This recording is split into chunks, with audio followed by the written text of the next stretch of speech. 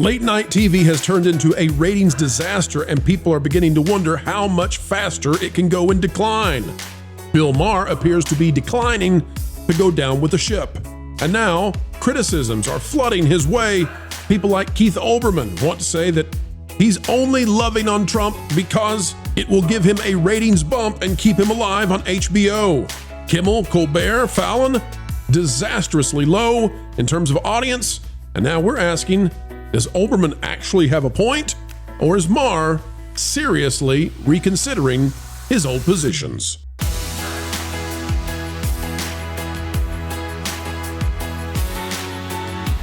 Hello, folks, and welcome back. It is a wonderful day. Every day we get to spend time with you. We're so happy that you have come our way. Welcome back to the place where we explain entertainment and we keep you ahead of the culture curve. As we get ready to dive in, consider clicking the like button. And oh, by the way, if you enjoy this kind of content coming your way and you'd like more of it, consider subscribing over on the Patreon. It's www.patreon.com/WDW Pro. All right, let's get started. Here we go. Out of Variety, it says, Keith Olbermann slams Bill Maher. Why does anybody care what Olbermann says? Anyway, for putting himself out there in a red light district over Trump, dinner praise. This is so he can keep his HBO show. Well, Olbermann is saying something which is ludicrous, but at the same time, Keith Olbermann may be saying what we've been telling you. Let me go back and just say what the quote is again. This is so he can keep his HBO show. Now, why would he say that? Let's read a little bit, then I'm going to give you what I think's happening here, because I think, folks, we've been predicting on this channel that late night TV is on a very short clock now. And people say, Pro, what do you mean? You know, Fallon's still up there and Kimmel's still there and Colbert, they're not going anywhere. It's like, well, they just canceled a show on CBS. They just canceled one of their late night shows. Some of these late night shows are down to 4 days. The ratings are not good. Olbermann now is agreeing with us, which that's never a good place to be in. It's kind of like, what Kramer? It's like when Kramer over there on CNBC agrees with you. You better sell whatever you're doing. It says, media firebrand, that's one way to put a failure. Keith Olbermann has unleashed a scathing rebuke of comedian and HBO Max host Bill Maher for Maher's praise of the Orange Man Bad following a dinner set up by Kid Rock. Put that in a paragraph of things that I would not have understood about 20 years ago. If you put that... If me 20 years ago had read that paragraph, I would have said, boy, I'm up for whatever's going to happen. This is nuts. Taking to X, Olbermann dismissed the dinner as a transactional move to preserve Maher's career, directly attacking Maher's character and motivations. He says, by the way, don't overanalyze Maher putting himself out there to Trump. Maher works for the same fascists. I've never had the chance to do the Rossist with that one and say fascists. At Warner, who took over and corrupted. See, oh. I'm not. What? That's not a fake laugh, folks. Is Olbermann now saying that CNN is what? Olbermann has gone so nuts he thinks CNN is conservative. I'm sorry. Oh my goodness. Good Lord. Olbermann's going to be calling China and saying, really, you guys are not authoritarian enough. Like, you need to be more commie. He's going to call Kim Jong-un and say, get your people under your thumb, man. You're weak. You're soft. All right. Here's what it's about. Oh boy. Out of Late Nighter, Jed Rosenzweig has this, and this came out just hours ago. It says, here are the final late night ratings for Q1 2025. So why is Olbermann thinking that CNN has been corrupted into the conservatives? Why is he saying that Maher is acting cynically? Well, we have the answers. It says after a strong fourth quarter of 2024, why? Because of the election. Late night ratings came tumbling back down to earth the first 3 months of 2025, and I would say crashing down even harder than Katy Perry. With 7 of the 9 shows we track shedding viewers. Oh, ho, ho. Folks, pay attention to what 7 of those 9 shows it's going to be. In fact, strictly speaking, the only shows in positive territory for the quarter aren't actually late night shows, since both air before 11 p.m. Well, that's a technicality that Late Nighter is trying to use to other them, right? It's the same tactic that Disney uses when they don't want to consider YouTube to be their competitor in streaming. It's like, well, sorry, but they are. Gutfeld, and watch what happens live. Now, of these two shows, of course, the only one that is really worth mentioning is Gutfeld. It says, as we've previously reported, quarter one saw Greg Gutfeld's Fox News program log its highest ratings ever, growing its nightly average by 14% among total viewers and 9% among viewers in the key 18 to 49 demographic compared to Q4 2024. Listen, folks, I wish they would pick the age they're going to use for the demo. I'm so tired of having to explain the demo. Like, pick one. Is it 25 to 55? Is it 18 to 55? Is it 18 to 49? Like, pick one. Let's just get one demo you want to use. Andy Cohen and Bravo also had reason to celebrate. Whatever. It's on Bravo. It doesn't. Anyway. Here's why I think Olbermann is suggesting that Maher is pivoting to save his show. At 11:30, so there's a 30-minute difference. Who cares? Okay. The Late Show with Stephen Colbert took the top spot. And this is going to be a spot you don't want to be on. Jimmy Kimmel Live came in second, and Jimmy Fallon edged out Kimmel among viewers in the demo, but total viewers came in third. But I'll tell you, they care about the demo. So when it comes to the demo, because that's who buys stuff, so that's the advertising return on investment, it's it's Colbert, Fallon, Kimmel. That's the order that it goes in for the demo. It says, though, compared to Q4, all three shows saw similar decreases of 7 to 8% among total viewers. Things were even less among younger viewers, with Fallon down 14%, Colbert down 17%, Kimmel down 24%. Folks, that's one quarter to the next. Say it again. In the most important thing that matters, the demo, Kimmel, who's been the most partisan nut job hack that we've been on every single week, apparently, or along with The View. I mean, he's just detrimental to Disney and to his network. He's down 24%. He sits on a throne of not lies. Sorry, Elf. He sits on a throne of despise. The audience despises what he's doing. Colbert is down 17%, and Fallon's down 14%. But here's what you need to know. Folks, if we were to compare this in the past years, and I'll show you, I'll go down here and show you the total ratings. There we go. We got it where you can see it now. Okay. If we were to compare this in terms of years and not quarter to quarter, oh, it's way worse. It's crazy worse how much these have dropped now in terms of ratings, except for one show, Gutfeld, that is beating them badly on a cable channel, not a network. It's not piped into every household in America. It's on a cable channel. So when Olbermann says that Maher is doing this as a tactic to save his show, what Olbermann is saying, and Olbermann is an idiot. I mean, and I don't say that, about most people, but he's a moron. He's delusional. But what he's saying here has some truth to it. I don't know if Bill Maher had a change of heart. I don't know if he's being, fully honest. I don't know if this is a tactic. But if he's looking at his ratings, which have been going sort of parallel to the rest of late night, and he looks at Gutfeld, Maher may be savvy enough to say, you know what? This thing I've been on for 20 years is going to end my career because it's ending their careers. And I'm going to pivot now. I'm going to go to the mainstream middle. I'm not going to effusively praise the Orange Man, but I'm going to say he's a nice guy in private.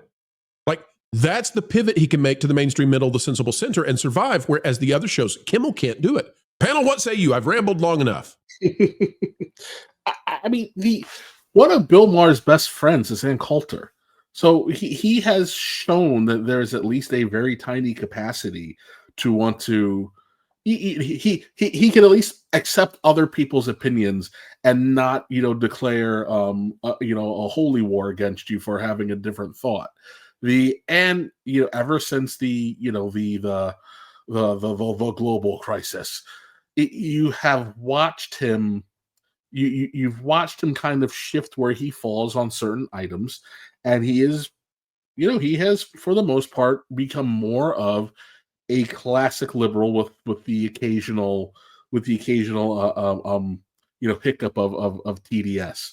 So the fact that he wanted to have this conversation, although surprising, wasn't totally out of the realm of possibility.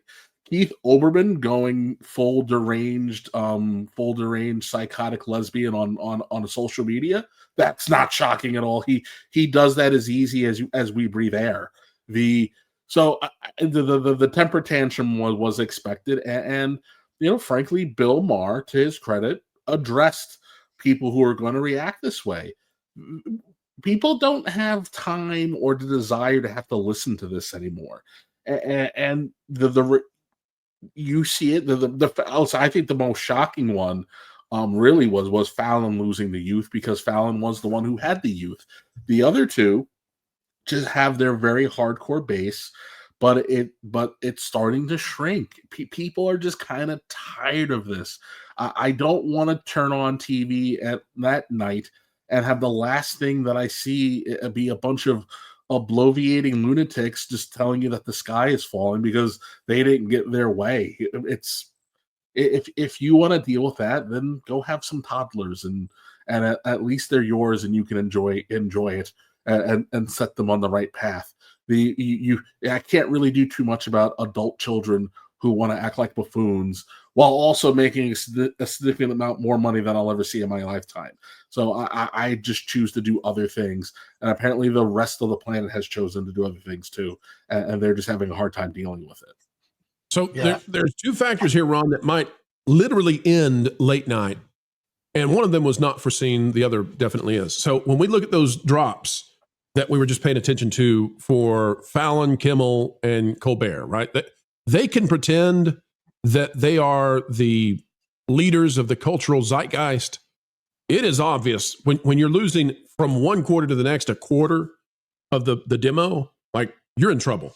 So, Ron, they've got that happening, but then there's also the tariff situation. And then on top of that, late night is subsidized to a large extent by pharma ads. So you're going to have the drop in, potentially, the drop in ad revenue, which that's going to affect YouTube and X, and it's going to affect cable channels and networks, everybody, right? It's going to affect it. The tariffs are going to have a major effect on ad revenue. Okay. So everybody's going to figure out how to handle that. But late night is particularly susceptible to this. So they could go under. Ron, it doesn't seem to me that doing what they've done, which is going hyper-partisan, did anything except make them go extinct. No, I would agree with that completely, because look, when your job, like in late night, you look at Johnny Carson, look at the old ones, look at Jay Leno, your job is actually to cater to all of the audience, no matter what they believe in. And Johnny was the best at it. Jay also did a good job of making jokes about the left, making jokes about the right. Very, very fair across the board. And you look at Bill Maher and what he has done. There's been a shift, but the shift has been, it's not just sitting down with Trump. I enjoyed what he had to say about Trump, but he at least comes across as sincere. Now, whether that means he's truly sincere or a great actor in so doing, I don't know, but he comes across as sincere. But I am pulling that from the interview that I saw with him and Zachary Levi. So I don't know if probably not very many people saw that. I don't think it was on the HBO show. It's the one where they're sitting back in like a couch and having cigars or whatever. But he's fair with somebody who is on the opposite side of him, and they have an open discussion. And it seems like Bill Maher at least is saying, "Hey, we have got to get away from this." You're over here, I'm over here, and we can't meet in the middle and at least discuss things. That's what I have enjoyed about him. I disagree with the vast majority of the things that Bill Maher has ever had to say, but the fact that he's willing to listen to people from the other side, have a civilized discussion with people from the other side, that at least makes him watchable. And especially with knowing where he's coming from. Whereas you look at somebody like Stephen Colbert, on the other hand, and he's just extremely offensive to people that are not on the same side as him. When you're kicking people out of your show, they're going to go away. It's just that simple. And that's what those guys do. Who's Seth Meyers? Oh my gosh, Seth Meyers is like one of the worst. I can't stand. I'm trying to watch him. Stephen Colbert and Jimmy Kimmel is just. I don't know what the heck happened to Jimmy Kimmel. He is off the freaking range. Maybe maybe he'll go up in a rocket ship at some point in time. That'd be great. But like, as far as I'm concerned, the vast majority of late night is just it's done. It's over. It's a genre that's in the past because they have kicked out half their audience, and they did it on purpose. And how many things can we say that about? It's now many things that have been destroyed in the name of wokeism, of postmodern neo-Marxism, of this, hyper-partisan leftism, and audiences have left, whether it's Star Wars, whether it's Marvel, whether it's late night, whether it's, we can go on and on. The legacy media, period, right? People are tired of propaganda and they're tired of the viciousness of it all. Jonas, any chance now that maybe these shows like Maher and Gutfeld, they'll be the survivors in this, and the rest of it will just, fade out? They'll never admit that they killed it. They'll never admit that they did anything wrong, but it'll just whimper its way on into non-existence. Well, I think that late night had a great moment there where no one wanted to put a primetime show on because everybody was going to bed. You'd get the evening news and you would turn them on as you are getting ready to wind down your evening. It's habit viewing for a certain generation. And I think with the advent of streamers and the fact that there is essentially no schedule anymore, I think late night is less and less important. And people don't do appointment viewing with the box in their living room anymore. And if you're picking up a phone, you're not competing with other television shows, you're competing with YouTube. So I see no reason for these people have not been replaced by another television show. They've been replaced by people who live stream. So I guess I'm going to be self-praising here and say people like us are the competition for someone like this. And on top of it, jokes are not that funny. The jokes are aggressive and mean and dismissive. And in the celebrities that they would have on, no one seems to be interested in those celebrities either. So there is nothing left in the tank for these shows. I hadn't thought of that, Jonas. You're right. The destruction of celebrity also played into this because that was part of the thing. You tuned in at night as the stars came out to see the movie stars come out, and they seemed like these iconic figures that you looked up to. And now people don't look up to movie stars because they've given us access to their lives, and their lives often are just not the kind of thing you want to emulate. So you don't want to watch them late at night. What a great point. Sometimes I have those. Yeah, take a bow, man. Take a bow. All right, folks, that's the story, though. Late night is on its last legs. The ratings prove it. And guess what?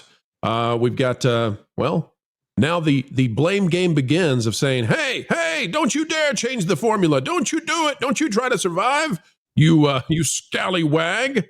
By the way, we've got a scallywag in the back. Can I bring this scallywag on real quick? Can I bring him? I think so.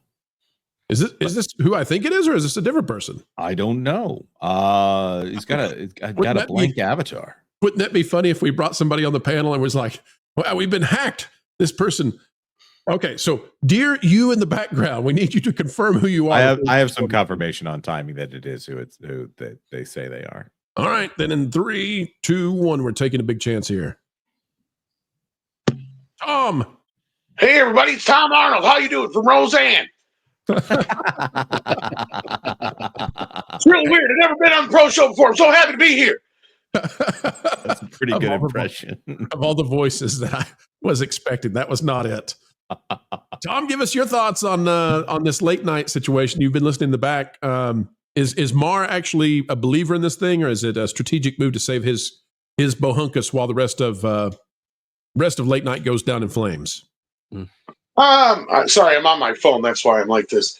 I'll actually be in front of my computer soon, so I apologize. But no, I think it's kind of interesting. I remember hearing he was going to do this. It doesn't surprise me.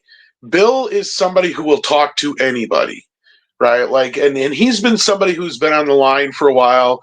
And with all the TDS over the last few years, he's one of the few people I've said, well, he kind of actually has a reason to have TDS because he went through this stupid lawsuit with Trump before over a joke, and so like he's one of the few people I could actually see having a reason to have some TDS, but he actually shoved all that aside.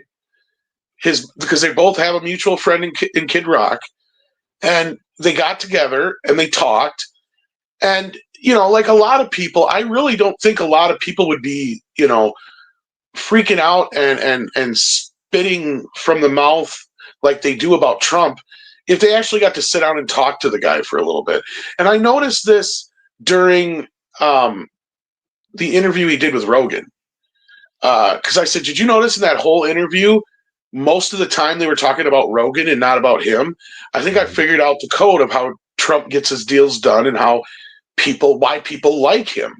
Because once you get him behind the scenes, he turns off, he turns down the dial and he becomes a human being. He's no longer a showman. He's no longer the three-ring circus leader, right? So for better or for worse, when he's on that center stage, he's doing that show, but behind the scenes, he genuinely wants to be liked. He genuinely wants to do a good job. And I mean, this time out, I feel like he's trying to show everybody what he was trying to do the first time. And maybe he'll succeed, maybe he won't. But as far as Bill Maher actually accepting the olive branch and people giving him crap for it, shame on them. Mm-hmm. Shame on them for even trying to try to divide people even more, because that just proves the point of what we've all been saying all these years. I can't believe you would assert they're trying to divide us. Surely not that legacy media.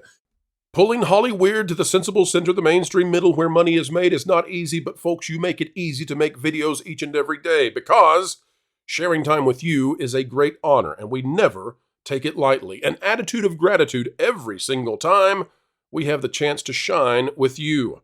Until the next time, we only ask that you click that like button, share, subscribe, click it, stick it to the algorithms.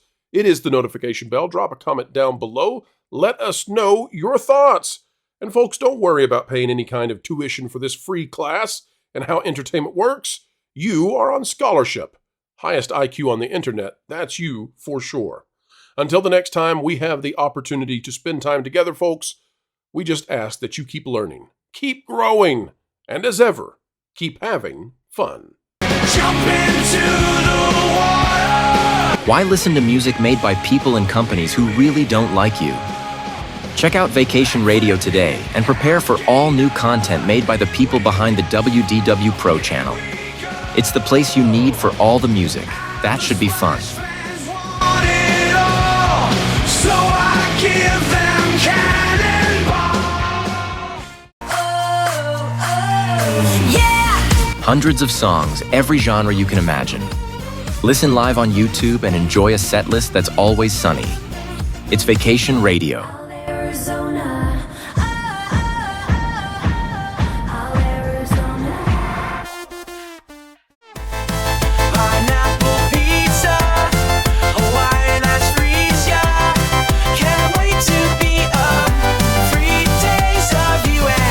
What are you waiting for? Every WDW Pro video has a link to Vacation Radio in the video description. Try it out and subscribe today.